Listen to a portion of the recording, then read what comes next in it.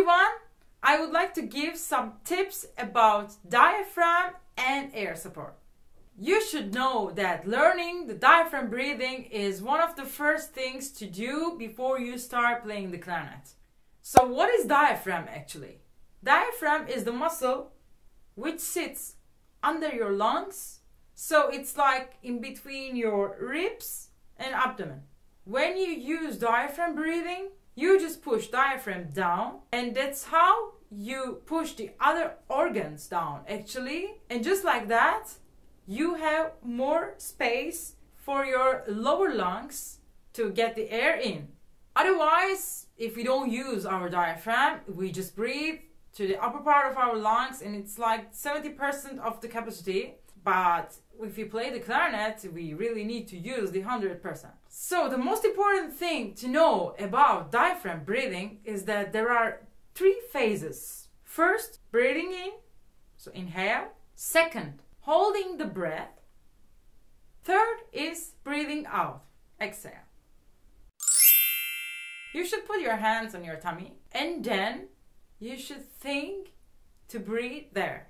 My chest is not moving. You can see the move only on my belly. If I turn to the side, you will see that there's also the move on the back.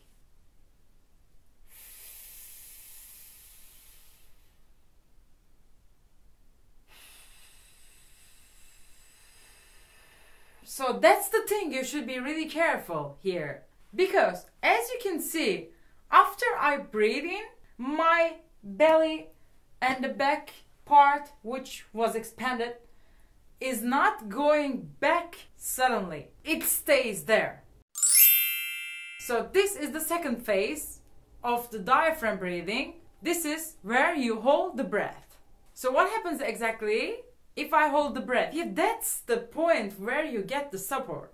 Because after breathing in, if you don't hold the breath, it's not even a second, it's super fast move. If you don't hold it, then it means that you're not using your support.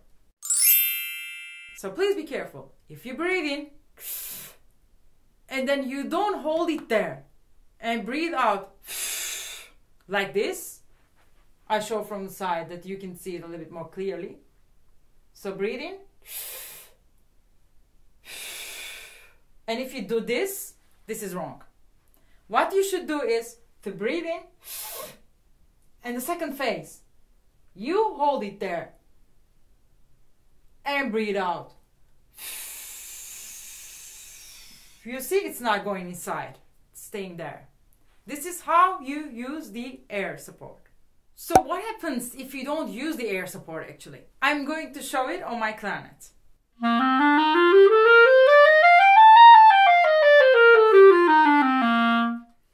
I still get a sound, but as you can hear that it's not that beautiful. Also, if you want to make some jumps, like some big intervals, without any support, it's not going to sound quite easy. Like,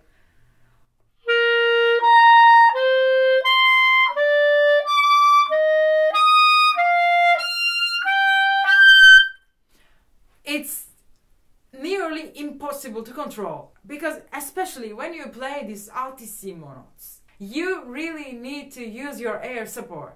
Some lower notes, I mean in the lower octave, might work still without the air support or something, but there are some intervals, there are some passages which you cannot play without any support. It's impossible. Now I'm going to show you with the air support what's happening.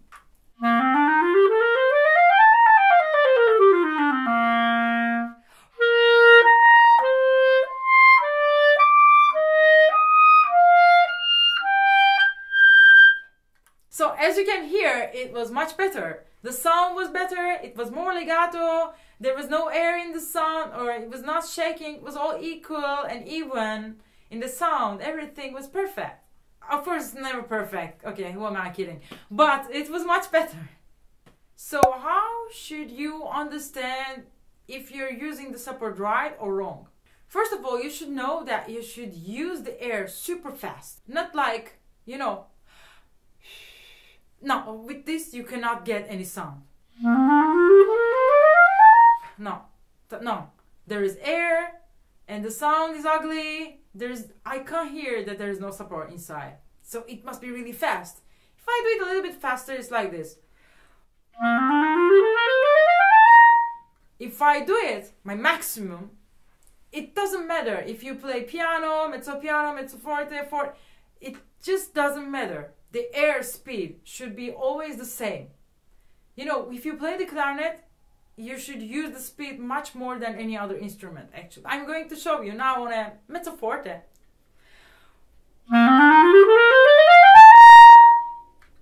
And forte. And piano. It's always the same support here. I'm not changing anything. It's always super strong. My muscles are always there. If your muscles are not strong enough, it's going to be like, you know, you breathe in and then, because you can't push. When you breathe out, they should push like crazy. If you're thinking to push your muscles, just think 100 times stronger than what you think. To have these muscles really strong like this, you should work on it. So there are some little basic exercises to understand how to use diaphragm. So for all of exercises, I shouldn't forget to mention this, you should take as much as air possible, okay? First one is that you can count seconds, or you can put the metronome on 60. Actually, if you put the metronome, that's how you can control much better, because every time it will be the stable tempo, and you will know if you go further or not in the next days, you know. So the first day you can put maybe like 5 seconds breathe in, 5 seconds breathe out, and then you can go further, you know, every day you increase it, like maybe in 6 seconds, 7 seconds, 8 seconds, when maybe you reach till 15 seconds in a week. You will see that you'll be able to control how you use your muscles during those exercises. So for example, I'm doing the first one, breathe in 5 seconds and breathe out in 5 seconds. And while doing these exercises, you should use your hands and you should check yourself in the mirror. It's what I can suggest. It's the best suggestion I think I can give about it. So those 2 fingers in front, where your diaphragm is, and then the thumbs on the back. So you're holding your diaphragm, like, you know, you're making a clips. So you can control also on the back. So you breathe, but you should be really a little bit like kind of squeezing your muscles there to feel if you're really using them or not while doing those exercises, okay? So let's place our hands and breathe in 5.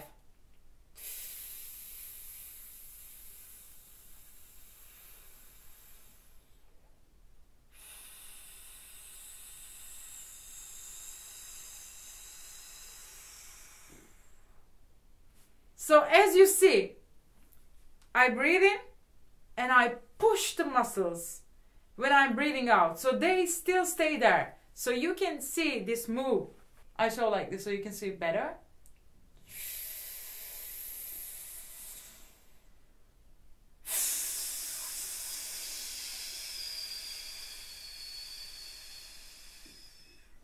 You can do these exercises also making this sound like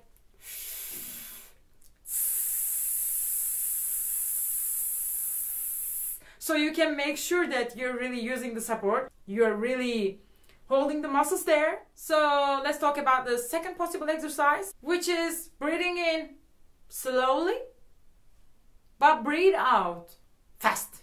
To be able to do that, actually you should push your muscles in like this move when you breathe out. So when you breathe in, you stay there, and then you breathe out like this, okay? And to be able to do that, you really do this move, okay? Like super fast. So that's how you make your muscles work.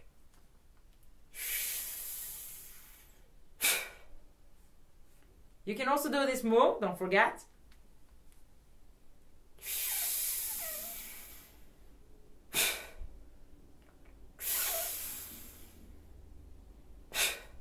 So you can breathe in 5 seconds and breathe out in less than 1 second. The third exercise is Breathe in and breathe out fast. So it's like this move.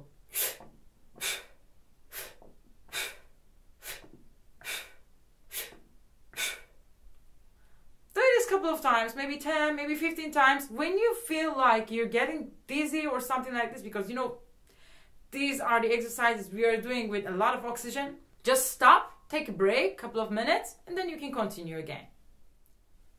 So the fourth exercise is exactly how you play the clarinet. Actually, after doing all of these exercises, it will be much easier to do it, and you will see it. So it's like you breathe in fast and you breathe out as long as possible. Just try your maximum. Count maybe 10 seconds, 15 seconds, you push yourself. So let's do it, like playing the clarinet.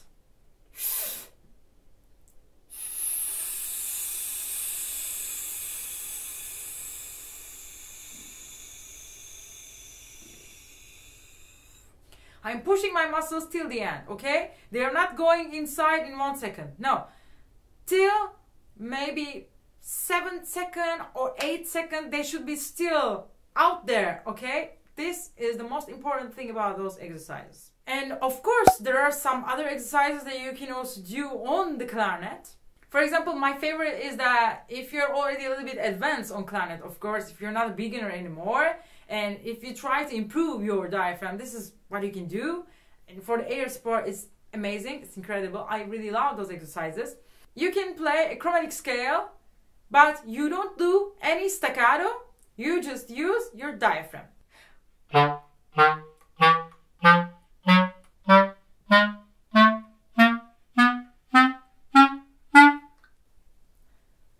Probably you hear it like I'm doing a staccato or something like this, but trust me, I'm using no tongue here. I will show you also from the side so you can see the move I'm doing. Hopefully you can see it.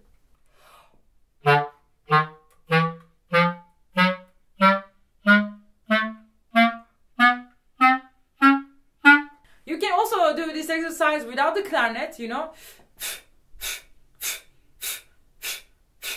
But doing it with the clarinet is a good reminder to how to use our diaphragm when we are playing actually. But of course, we should also work on the air support when we are playing a whole phrase. So you should do all of these long tone exercises with these tips in your mind. So you should breathe in exactly how I told you, and then you should hold it there and you should continue to push when you're doing all of the long tone exercises. I'm cutting it short because I already talked about long tone exercises a lot in my previous videos. Just go and check them out and just apply all of them while you're doing all of this air support and diaphragm exercise. So before ending the video, I would like to say that these exercises, you can put them anywhere you want during your practice. What I mean is that, for example, you practice your staccatos. Yes, use your abs, not only your tongue.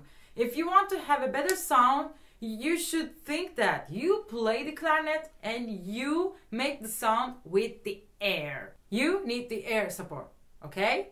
You're not making the sound by biting your lips.